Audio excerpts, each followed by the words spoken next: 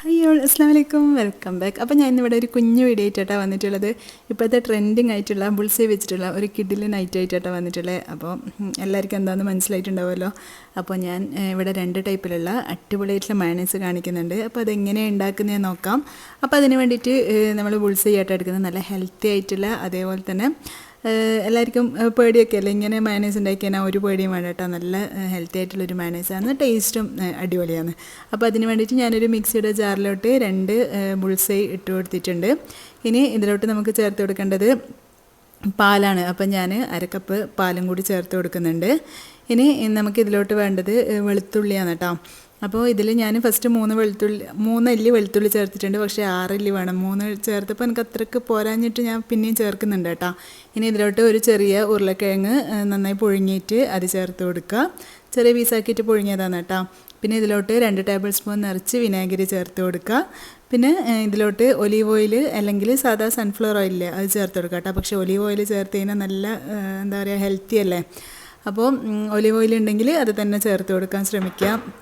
ഇല്ലെങ്കിൽ കുഴപ്പമൊന്നുമില്ല, നമ്മൾ സാധാ മയണൈസാക്കുന്ന സൺഫ്ലവർ ഓയിലല്ലേ. അപ്പോൾ അങ്ങനെയുള്ള വേറെ വെളിച്ചെണ്ണ അല്ലാത്ത ഏത് ഓയിലും, പ്രത്യേകിച്ച് വേറൊരു ഫ്ലേവറൊന്നും വരാത്ത ഏത് ഓയിലായാലും ഒഴിച്ചു കൊടുക്കാം കേട്ടോ. അപ്പോൾ ഞാൻ 3 ടേബിൾ സ്പൂണാണ് ഇവിടെ ഒലിവ് ഓയിൽ എടുത്തിട്ടുള്ളത്. ഓയിലായാലും 3 ടേബിൾ സ്പൂൺ എടുക്കുക. പിന്നെ ഇതിൽ ആവശ്യത്തിനുള്ള ഉപ്പും കൂടി ചേർത്തിട്ട് അടിപൊളിയായിട്ട് അരച്ചെടുക്കുക. അപ്പോൾ നമ്മുടെ അടിപൊളി മയണൈസ് റെഡി ആയിട്ടുണ്ട് കേട്ടോ. ഞാൻ പറഞ്ഞില്ലേ എനിക്കതിൽ വെളുത്തുള്ളിൻ്റെ ഫ്ലേവർ പോരാൻ തോന്നിയപ്പോൾ ഞാൻ 3 അല്ലിയും കൂടി ചേർത്ത് കൊടുത്തിട്ടുണ്ട്.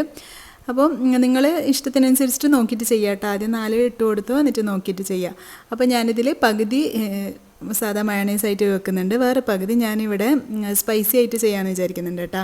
അപ്പോൾ അതിലോട്ട് 1/2 ടീസ്പൂൺ കാശ്മീരി ചില്ലി പൗഡറും 1/2 ടീസ്പൂൺ കുരുമുളക് പൊടിയില്ലേ അതും കൂടി ചേർത്തിട്ട് ഒന്നുകൂടി ഒന്ന് അടിച്ചെടുക്കുന്നുണ്ട്. അപ്പോൾ ഇതേ കണ്ടില്ലേ, അടിപൊളിയായിട്ടുള്ള 2 ടൈപ്പിലുള്ള മയണൈസും ഇവിടെ റെഡി ആയിട്ടുണ്ട്.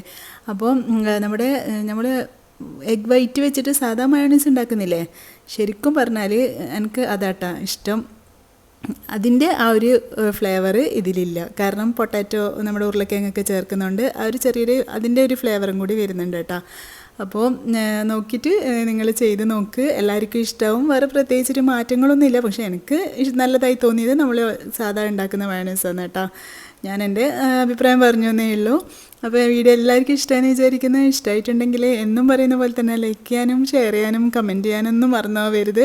അതുപോലെ സബ്സ്ക്രൈബ് ചെയ്യാതെ കാണുന്നവരുണ്ടെങ്കിൽ പ്ലീസ് ഒന്ന് സബ്സ്ക്രൈബ് ചെയ്ത് സപ്പോർട്ട് ചെയ്തേക്കണേ. പിന്നെ ആരോ നോട്ടിഫിക്കേഷൻ വരുന്നില്ല എന്നുള്ള ഒരു മെസ്സേജ് കണ്ടിട്ടുണ്ടായിരുന്നു കേട്ടോ. അത് നിങ്ങൾ സബ്സ്ക്രൈബ് ചെയ്ത് കഴിഞ്ഞാൽ ബെല്ലൈക്കൺ പ്രസ് ചെയ്യുക. അതിൽ ഓൾ എന്ന ഓപ്ഷൻ വേണം കേട്ടോ ക്ലിക്ക് ചെയ്യാൻ വേണ്ടിയിട്ട്.